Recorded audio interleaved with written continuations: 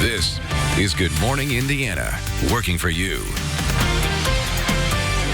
Now at 5, she calls it a slap on the wrist. The Indiana National Guard's top leader resigning. Now a former contractor is telling her side of the story only to RTV6. Another day of gunfire in Indy, including separate shootings wounding 2 children on the east side. Working for you, we look at the efforts to tackle violence in that area. But first, here at 5 o'clock, we want to welcome you into Good Morning Indiana. Wish you a good morning. I'm Lauren Casey. Rafael Sanchez in for Meredith Barrick. She is back tomorrow. Of course, when she returns tomorrow, she'll have great weather, as today will be a great day as well. Yeah, today, you mentioned it as soon as you came in. You're like, boy, Todd, the humidity is down, and you'll notice that as you walk out the door, and it just gets better as the day goes on and into tomorrow as well. Now, the one little hiccup we do have this morning is a little bit of patchy fog, and this is especially in the areas that saw a little more in the way of rainfall yesterday. So that's to the north, down to a quarter-mile visibility in Muncie. So that was obviously going to impact I-69 there through Delaware and into Madison County. 3/4 of a mile in Lafayette. Not too bad, though, from Indianapolis down towards Bloomington. So just be aware that there is some patchy fog out there. 69 degrees.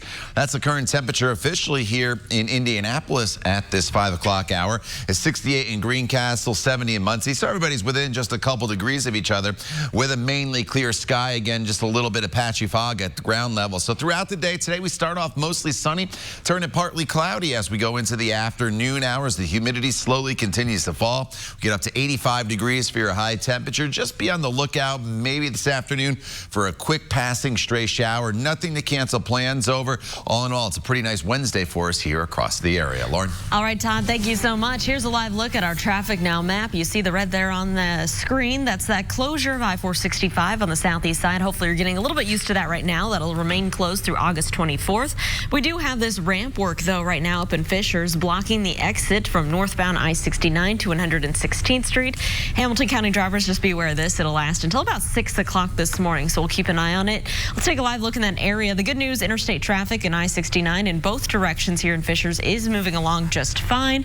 We'll keep you updated on any other crashes or delays. The time now is 5:02. It is 69 degrees out there, and only on RTV6, a former contractor with the Indiana National Guard is speaking to RTV6 following the resignation of the Guard's top leader. The governor announced this week that he asked Major General Courtney Carr to step down. Call 6 Investigates Kara Kenny spoke with the woman who filed a lawsuit against Carr this month. Sherry McLaughlin filed this lawsuit on August 1st against the Indiana National Guard's top leader, alleging defamation and retaliation. Been terrified for the last 2 years because the Guard, a lot of them are civilian. I don't know who knows who's safe to trust. Sherry McLaughlin does not want to show her face because she's afraid. She worked at the Tyndall Armory as a government contractor in 2017. She says Major General Courtney Carr, the Adjutant General of the Indiana National Guard, had an affair with a subordinate. Sherry says sexual relationships involving higher-ups were rampant in the agency. She says when she spoke up, she was subjected to retaliation and intimidation, and ultimately she resigned. And when she got a different job, she says the new company fired her within 10 days. After RTV6 reported on Sherry's lawsuit, Major General Carr announced his resignation and retirement. Sherry alleges in her lawsuit, Carr was behind the retaliation. What is your reaction to Carr resigning? I was shocked. I, number one, didn't think it would happen, especially this quickly. But it also struck me as odd that he's retiring with full benefits, and it's not really a slap on the wrist for him at all. He loses nothing, meanwhile I lose everything. Sherry says she hopes her lawsuit will clear her name and prompt changes within the Indiana National Guard. Tonight on the news at 6, why Sherry says Governor Holcomb could have done more to address problems within the agency. Working for you in Indianapolis, I'm Call 6 Investigates Kara Kenny. Kara, thank you. Well, we reached out to Carr's attorney for a comment, and so far we have not heard back. The Indiana National Guard issued this statement. They say, quote, the Indiana National Guard as a whole prioritizes its care for all uniformed and civilian personnel within the organization and continues to be ready and reliable force supporting its communities, state, and nation. I knew this. Oh, sorry. Ma'am, new this morning, Metro Police are looking for suspects in 2 more shootings in the city. First, around 9:45 last night, police were called to Community Hospital East after a person arrived with a gunshot wound. That victim is in serious condition, and so far, police have not said where that shooting may have taken place. Then, less than 3 hours later, officers were called to a home on North Bradley Avenue near East Michigan Street and North Sherman Drive. That shooting victim was taken to a hospital and is expected to recover. So far, no arrests have been made. It is 5:05. 2 more shootings earlier on Tuesday sent a 2-year-old and a 17-year-old to hospitals. Activists are working on a program to prevent violence and say it's evidence that their work is needed more than ever. Those shootings happened within a block of each other. The toddler is expected to be okay. The teen suffered critical injuries. The circumstances surrounding the shooting are unclear right now, but organizations like Before You Fall are there to help people who may be vulnerable to violence. The founder of the program tells RTV6 the program helps kids take charge of their own lives. Bring them here, give them activities, try to teach them perception change, financial literacy, conflict resolution. We have a parenting element where we make it mandatory that the parent be involved. So we just not a drop-off site. We try to connect them to resources.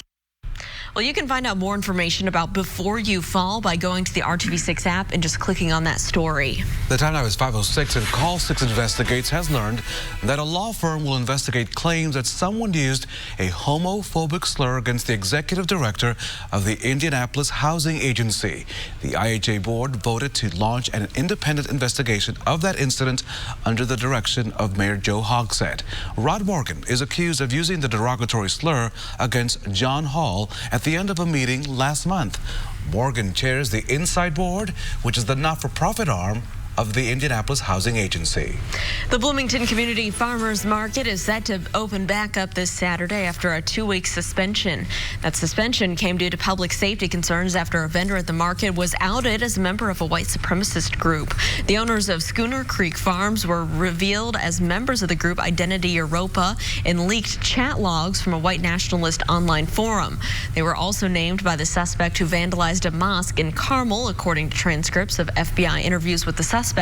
The mayor of Bloomington says there will be extra police at the farmers market as well as a designated area for protesters. Time right now is 5:07. Pets can certainly be considered parts of the family, yes, obviously. So, of course, you want them to be in tip-top shape. So from cats to cows, Purdue University, Boiler Up, is showing kids what you could do to become a veterinarian. Our Hiring Hoosiers initiative is all about connecting you to jobs all the time, right? And our Aaron Lish is live at the Indiana State Fair to show us one way your kids can get ready from classroom to career. Aaron?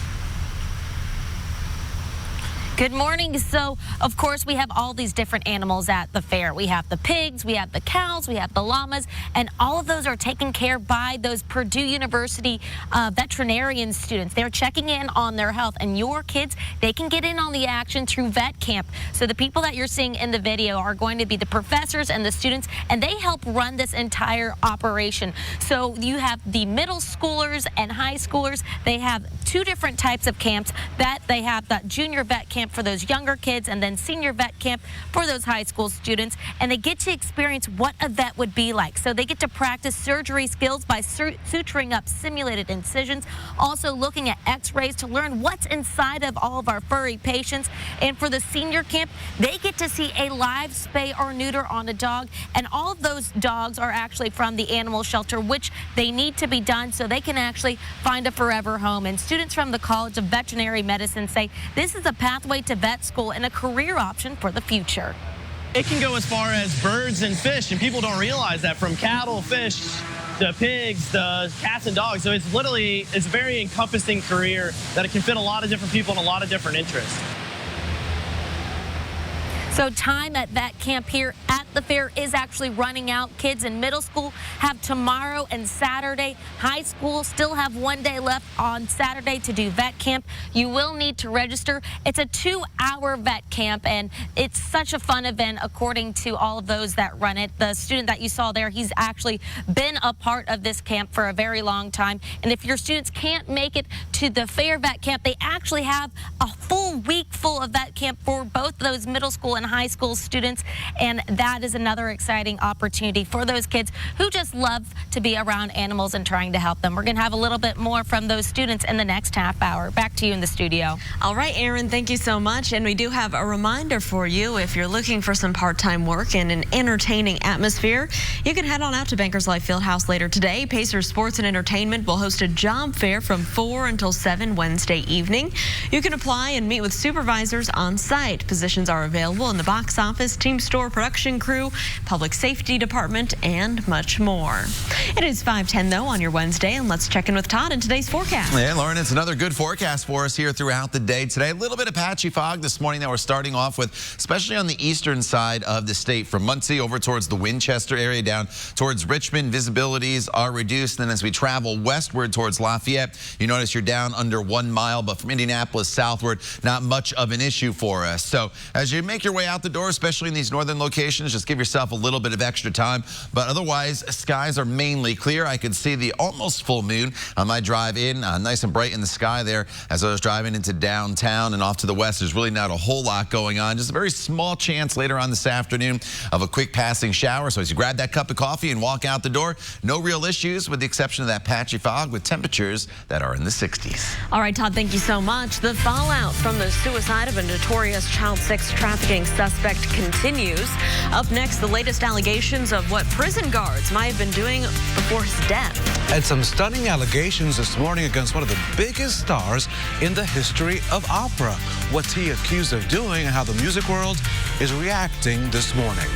And it is 5:11. Here's a live look at your drive right now on the southeast side of town, I-465 and Arlington Avenue. Only one side of the interstate there is open. The eastbound, northbound lanes are closed until August 24th for a major construction project. We'll keep you updated on if those detour routes get backed up this morning. Stay with us. You're watching Good Morning Indiana. Weekdays at 9 on RTV6. Welcome back to Good Morning Indiana, 5:14 on your Wednesday, and here's a live look at traffic through the downtown area. I-65 here at Washington Street between the north and south splits. Traffic is moving along just fine here. No crashes, no delays. Your morning commute. We now know how child sex trafficking suspect Jeffrey Epstein took his own life in prison. A law enforcement official tells ABC News that Epstein hanged himself with a bedsheet. Now, this morning, the New York Times is reporting that 2 staff members at the prison who were guarding Epstein were sleeping on the job. The Times also says the guards later tried to falsify those records to cover up their mistake. The 2 employees have been placed on leave and the warden of the prison has been reassigned. We're also learning more about an associate of Epstein's, Ghislaine Maxwell, a woman who previously settled a lawsuit in the matter, says that Maxwell recruited her and other girls to be teenaged sex slaves for Epstein. Training started immediately. How to be quiet, be subservient, give Jeffrey what he wants. A lot of this training came from Ghislaine herself. Maxwell has denied any wrongdoing, but her whereabouts right now, they are unknown. Also on Tuesday, federal agents raided a private island owned by Epstein as they continue their investigation. At 5:16, the world of opera has been rocked by sexual misconduct allegations against one of its biggest stars. At least 9 women told the Associated Press that Placido Domingo engaged in sexual misconduct, with many more people backing up those allegations. Today, the Los Angeles Opera says it's investigating the claims against the 78-year-old singer who founded the group and who is still its director. At least 2 orchestras have canceled concerts they had scheduled featuring Domingo. Domingo has been married for more than 50 years. In a statement, he said that he felt, quote, all of my interactions and relationships were always welcomed and consensual, end quote. But he also said that it is painful to hear that I may have upset anyone or made them feel uncomfortable, no matter how long ago and despite my best intentions. The time now is 5:17, and the owner of a company that's become famous for its sports podcast and its social media presence could now be in trouble over tweets like this one from the company's founder and owner. Barstool Sports owner Dave Portnoy was responding to reports that employees at another sports website, The Ringer, were working to form a union. When a union activist offered help to any Barstool employees who were interested in joining a union, Portnoy tweeted this, that if you work for Barstool and reached out to that man, you should be fired on the spot. Federal labor laws ban companies from taking any action against employees for union activity. The AFL-CIO is among those calling for an investigation. Now, here on RTV6, we cover all the issues on the campaign trail for the presidency, but there are those times we have to show you that not everything that happens on the campaign trail is not always very serious. Sometimes it can be fun. Fun things happen. They do. Yeah, for example, on Tuesday, South Bend Mayor Pete Buttigieg was campaigning at the Iowa State Fair along with many other Democratic candidates. That's normal. Yeah, well, then he was asked a question by someone attending the fair about what advice he would give to teenagers who are heading to college. But Buttigieg responded by saying dish soap and soap are basically the same thing. I don't know, Rafael, are they the same thing? Interesting advice for college. Now, here on the set, I have a couple of things. I don't endorse any of these products, but I do have a young son going to Franklin College in a couple of days. So I've explained to him the whole showering technique, that if you don't want to use soap, you can use the wipe, you can use the, this is nice, little hand lotion, or the infamous wipe. Yeah, that can get you an extra day. An extra couple of hours. I don't know. Hours. I'm forecasting his next couple of days, right? Oh, yeah. Yes. Let's go to the forecast now with Todd Larson, who's wondering what is going on, what just happened here. I like the little hand wipe. That's funny. Todd, ever use any of these products in college to keep fresh? I did not. I commuted, so I lived at home, so I had a nice clean shower. Look at that. I didn't have to worry about those things. Mom took care of you. That's right. That's right. All right, just in on the eastern side of the state, a dense fog advisory has been issued by the National Weather Service. It includes the Richmond area and then eventually down towards Connorsville. So Fayette and Wayne County. So if that's in your travel plans, that's where the fog is the thickest, but there are also visibility issues to the north and to the west as well. So we'll give you a little tour. And I always say the visibility is below 1 mile. That's when you're starting to run into some issues on the roadways. Lafayette, Crawfordsville below 1 mile, getting close to that number. In Frankfort, Fisher's a half-mile visibility. And then here's where that fog is the thickest. And you notice some 0.2 of a mile in Muncie, but those brighter whites, that's some pretty dense fog that carries over towards the Winchester area as you work your way into Randolph County. Connorsville at a half a mile. Not too bad in downtown Indianapolis, as you can see here as you look down Bankers Life Fieldhouse, where that job fair will be taking place later on this afternoon. 69 degrees, that is the current temperature out there. That dew point is at 68, so that's still kind of uncomfortable, but the good news is as we work our way throughout the day, that dew point will continue to slowly fall, so it becomes more comfortable as the day goes on. Keep that in mind. Temperatures right now are in the 60s and still holding on to a few 70s out there in Muncie. Bedford at 71 degrees, but 68 is the current temperatures to make your way into Greencastle. We're pretty quiet here this morning outside of that fog. Skies are mainly clear and we'll have plenty of sunshine. Once that sun comes up, we'll start to burn that fog off pretty quickly. That is the good news. But there is a weak little disturbance off to our west, so our rain chances aren't completely zero here throughout the day today. There could be a quick passing shower during the peak heating of the day. We're not expecting any thunderstorms, no severe weather. This would just be a quick shower, so just don't be shocked if you see it. But I don't think it should really hamper your plans all that much. And certainly if you are heading to the Indians game, 1:35 start here, the business plan special today. One of the last remaining afternoon games. 85 degrees will be our high temperature later on this afternoon. And again, outside of that storm chance, we are looking at partly cloudy skies. So here's your 7-day planning forecast, and it's a nice one. Partly sunny tomorrow, mostly cloudy on Friday with some sunshine, but not a bad day. 83 degrees. Then the heat builds back in as we head into the weekend, which is the chance of a pop-up storm. Lauren? All right, Todd, thanks so much. We're keeping a close eye on traffic this morning, and here's a live look at traffic on the north side, I-465 and Ditch Road. An ongoing construction project in this area, but it looks like all the travel lanes are open at this hour, so that is great news for your commute. Let's take a look at our traffic now map. You can still see that red for that closure on the southeast side of town. Be aware of that as you're heading out the door and any backups we could have on your detour route. We also have some road work here for about a half hour more. Exit block northbound I-69 at 116th Street in Fishers. The time now is 5:21. A high school coach accused of sexual misconduct involving a student. That student's family spoke to RTV6, and coming up at 5:30, we're now hearing from the coach as well as other parents in that school district. Well, the beer may have been as prickly as the band. Up next, the legal battle between some hard rockers and the maker of a hard drink is apparently coming to an end. It is 5:22. Stay with us. Be right back. Sponsored by Citizens Energy Group. All we need is just a little patience. So this is so well written. How many Guns N' Roses songs can you hear in this story? Listen up now. A craft beer company's new offering did not even last until the November rain.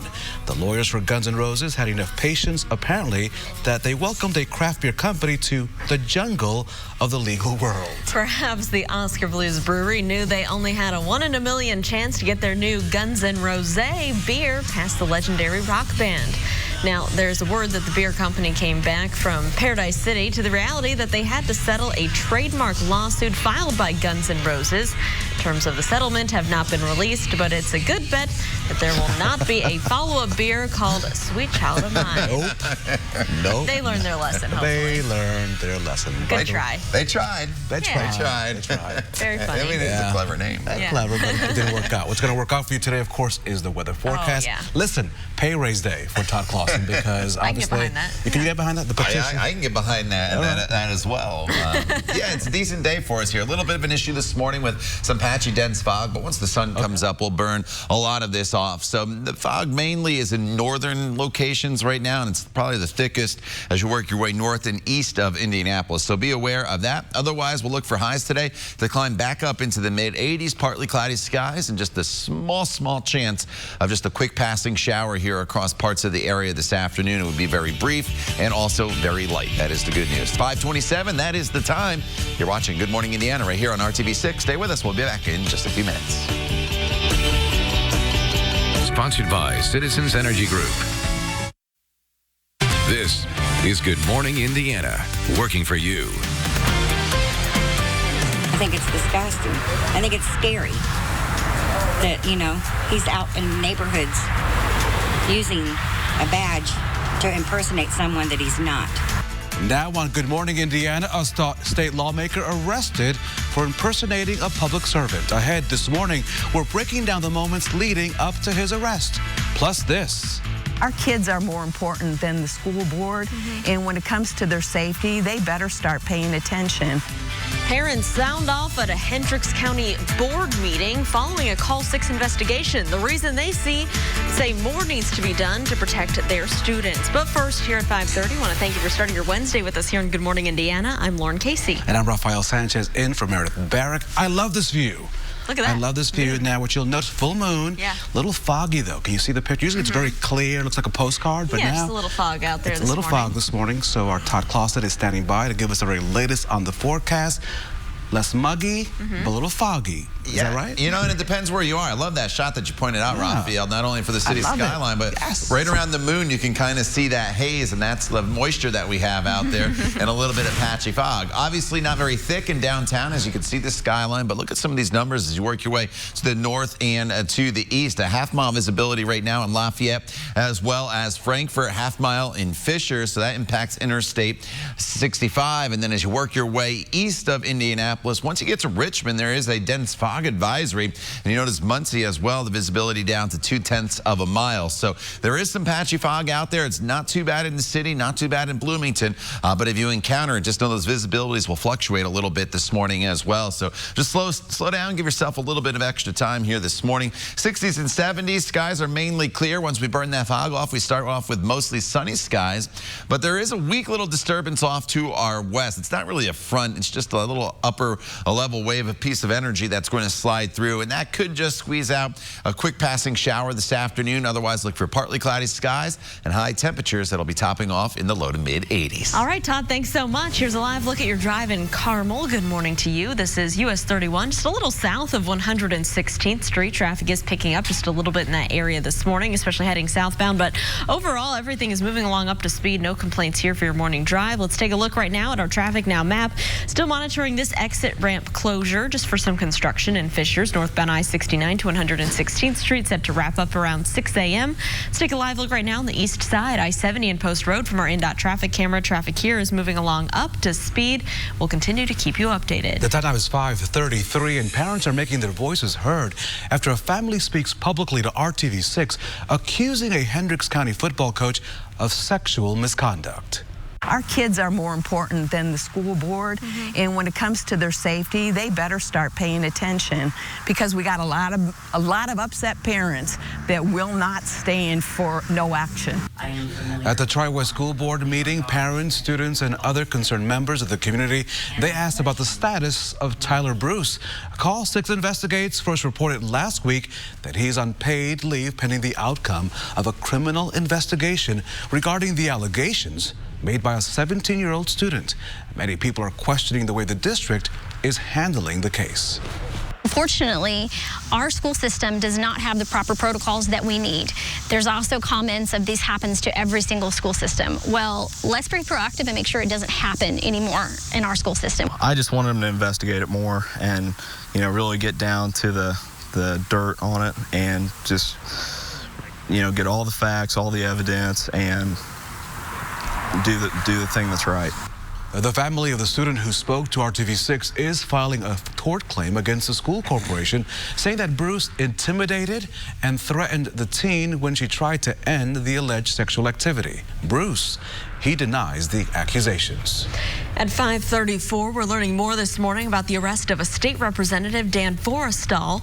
Authorities say that he allegedly tried to use his position of power and firefighter's badge to threaten police officers and at least 2 unknown civilians. Now, a local bartender tells RTV6 before he was stopped by police, Forrestal was in her bar looking for cocaine. The 36-year-old Democrat was elected to the Indiana House back in 2012 and also works as a private for IFD. The bartender, who did not want her face shown, told police and RTV6 that Forrestal flashed his state rep ID and his IFD badge, asking customers for party favors. When he came in, asked him what he needed. He didn't want to order a drink. He was just looking to purchase drugs, cocaine. When police eventually caught up to Forrestal, they say he threatened to have the officers fired and identified himself as a state rep, a firefighter, and the nephew of Marion County Sheriff Kerry Forrestal. Representative Forrestal is facing preliminary charges of impersonating a public servant, resisting law enforcement, and operating a vehicle while intoxicated. The police say the man accused of shooting up a veterans hospital in Chicago is from right here in Indianapolis. FBI investigators say that 40-year-old Bernard Harvey Jr. opened fire inside and outside the hospital Monday afternoon. Officers spotted him in a clinic area and ordered him to drop his rifle, which he did. Amazingly, no one was hurt. Authorities say Harvey is not a military veteran. He has several previous felony convictions, including gun offenses, and was not legally allowed to have a gun. We're also learning that the gun he stole was one of more than 30 stolen from a store in New Whiteland in Johnson County last month. At this hour, investigators are trying to figure out how Harvey wound up with that stolen gun. At 5:36, the Colts releasing more information on Andrew Luck's injury that was sparked by comments made by Colts owner Jim Irsay. Colts general manager Chris Ballard says that the team had ruled out a bone issue, which Irsay alluded to in a national radio interview last night. Instead, the focus is in front of his left ankle, which was likely irritated after the lower calf issue back in March. The big question is, will it impact him being ready for the start of the season? Andrew's he's pretty special as a player. All players need reps, and he knows that. And he knows he needs to get out there and get his reps. So we'll play that, kind of day by day, and we got 3.5 weeks, and we'll tell you when we think it's gonna, when the shift's gonna happen, if that happens. Look, I don't. This is not 2017. Well, 2017 is a reference to the year that Andrew missed the entire season. We're hoping he gets better, is ready to get on the field. Come on, Andrew. You could do it. We're counting on you. Oh, yeah. Well, have you ever had a kid plead to get a dog or a cat, Raphael? No. I don't have a kid that would plead to get a dog or a cat. Oh, we got rabbits. Okay. We have rabbits. Okay. Well, now they can learn how to take care of them, and maybe it'll even spark an interest in a future career. And so the Purdue College of Veterinary Medicine is bringing their students to the state fair to give your kids a glimpse into the vet world. Our Aaron Lish is live at vet camp where kids are getting ready for classroom to career. And Aaron, you've had a great week. Video games and now some cute furry animals. Fill us in. you can't go wrong at the fair this year, because for middle school and high school students, they get to do mock surgeries. They get to see live x-rays as well as see live surgeries here on our furry friends. And we were actually talking to students from Purdue's medicine, veterinary medicine, and they tell us this is a great opportunity to a pathway to vet school as well as future careers. And they are actually learning in the process here at the fair. And so we'll listen for heart and lung sounds on both sides of the animal. Purdue University students hoping to become veterinarians are getting firsthand experience checking on the cows at the fair. So it's getting that client communication part. It's also doing education to the public about veterinary medicine and especially animal agriculture. For some students, this has been a lifelong passion. Raising cattle in southeastern Indiana really was where I started my love for animals. So where do you start if you want to become a vet? So the big thing would probably get a relationship with a local veterinarian and spend some time with them if they can. Shadow a local veterinarian, kind of see what veterinary medicine is all about. After 4 years of undergrad, you'll need 4 more to become a veterinarian. But there are other options that take less time, like becoming a vet technician, wildlife rehabilitator, or even an animal therapist. We want to make sure that that stomach, that chamber of our stomach is functioning properly. There's a wide variety of options in animal health care. It can go as far as birds and fish, and people don't realize that, from cattle, fish, to pigs, to cats and dogs. So it's a very encompassing career that it can fit a lot of different people and a lot of different interests. So vet camp is starting to run out. There are only a couple days left of it. For middle schoolers, they have tomorrow and Saturday, and then those high school students, they have only on Saturday. They do need to register, and if they can't make it to the fair this week, that's okay, because they actually have a full week-long vet camp over at Purdue, so kids can really get that hands-on experience. We're going to have a little bit more in the next half hour. Back to you in the studio. Erin, thank you so much. Hiring Hoosiers, as you know, is our initiative connecting you to jobs, training, resources, and education. If you're looking for part-time work, you'll want to head down to Bankers Life Fieldhouse later this evening. Pacers Sports and Entertainment will host a job fair from 4 p.m. until 7 tonight. You can apply and meet with supervisors on site. Positions are available in the box office, team store, production crew, public safety department, and many more things. So good luck today from 4 to 7 there at Bankers Life Fieldhouse. The time now is 5:40. Go Pacers and go Todd Clawson. I can hear the crowd saying, go Todd, go Todd, go Todd. Todd, we're dealing with some fog, though, right? So go away fog. Yeah, you know, that's an issue. Obviously, if the kids are also heading off to the bus stop in the areas where we are dealing with the fog, just slow down, give yourself some extra time, and I'll show you where the visibility is the lowest here in just a second, 69 degrees. That's the average temperature as the kids come off to school go off to school by the time the kids come home from school. We're talking about a temperature of 85 degrees, a mixture of sun and clouds, and just a very, very small chance of maybe a quick passing shower. But look at these visibilities as you work your way to Lafayette and Muncie at the airports in both those locations, coming in with a quarter-mile visibility. But these darker shades of gray, that's where the visibility is even lower. We do have a dense fog advisory in the Richmond area. Winchester, you're dealing with reduced visibility as well. So anywhere you see this gray, just give yourself a little bit of extra time. Not too much of an issue from Indianapolis to Bloomington currently, but that could change as the morning goes on. We'll talk more about this fog and the rest of your day coming up in just a few minutes. Todd, thank you. An Ohio teen is in jail for threats against federal authorities. Just ahead, the staggering amount of ammunition police found in that teen's home.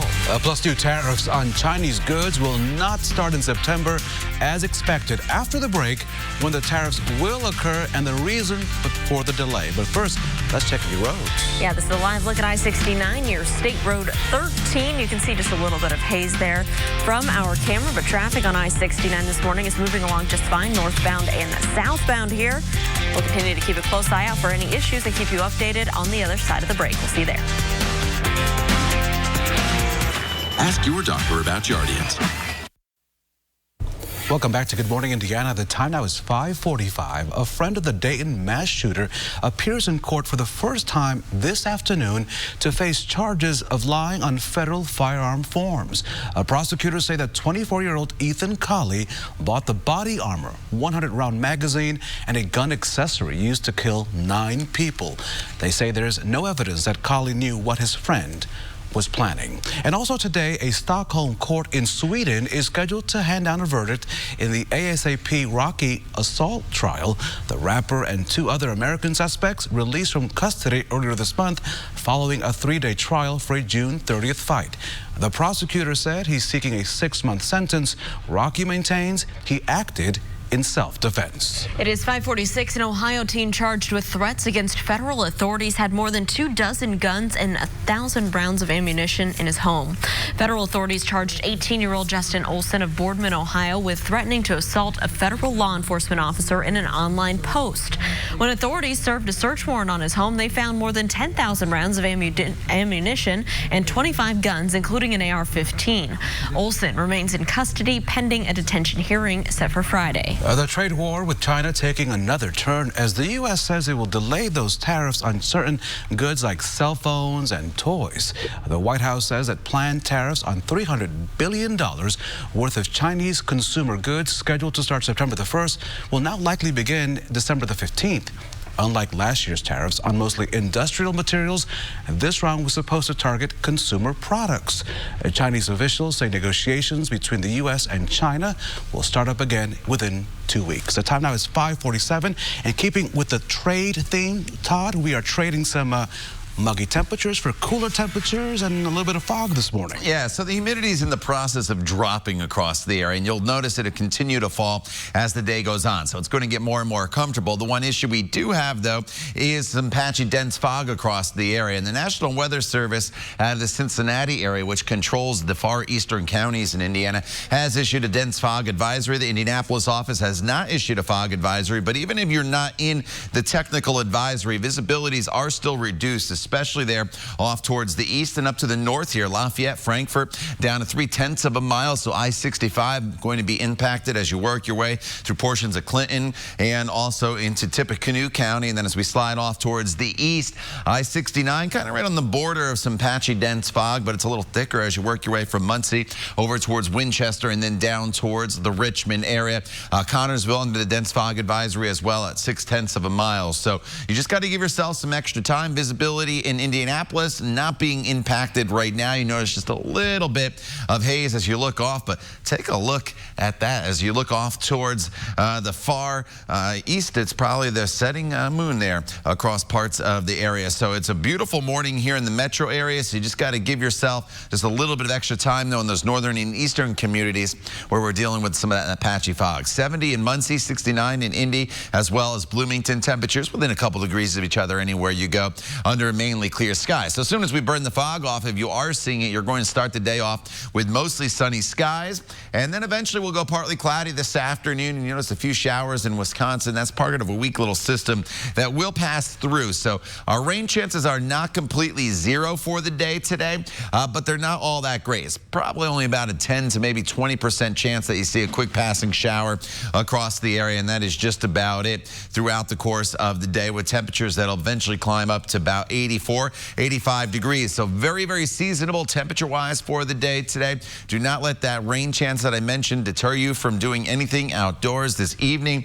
Any shower threat will fade pretty quickly as the sun starts to set. And then look at these temperatures. Should be a great evening at the fair with temperatures in the mid-70s throughout the evening hours if you're riding the rides. And humidity, again, remember that continues to drop. Tomorrow morning, temperatures are going to be in the 60s. It's a comfortable start to our day. And then tomorrow is a great day, probably the best day of the week, as we'll look for mostly sunny skies to start, then turning partly cloudy with a high right around 80 to 82 degrees. A little more in the way of cloud cover Friday, and then as we get into the weekend, the heat builds back in with a chance, Lauren, of a few isolated thunderstorms. All right, Todd, thank you so much. We're keeping a close eye out on any issues for your morning commute. Up here in Fishers, this should be wrapping up the road work on northbound I-69, the exit ramp to 116th Street. Everything there still traveling up to speed. A reminder about this closure right now on the southeast side. This lasts through August 24th. Expect delays along the detour routes as we get close to the rush hour. Just a heads up to that.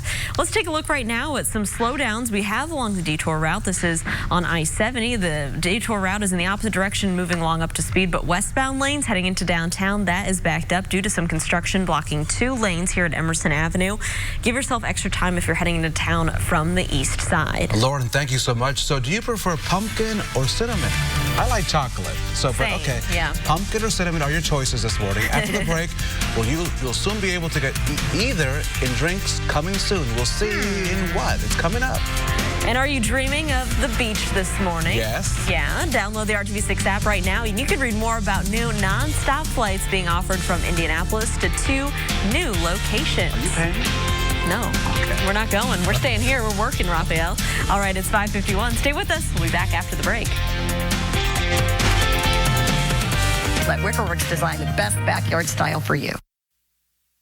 Well, Dunkin' is proving it's never too early for pumpkin spice. The coffee and donut chain is releasing its new fall lineup, featuring favorites like pumpkin-flavored coffees, donuts, and muffins. Dunkin' also unveiled new seasonal treats like apple cider donuts and cinnamon sugar pumpkin signature latte. The fall-inspired array of goodies officially launches 1 week from today. You have a drink and I have a drink because Coca-Cola is hoping by the end of next month that you will be ready, yes you, to abandon your pumpkin spice lattes and jump right into some winter flavors. Why the rush into winter?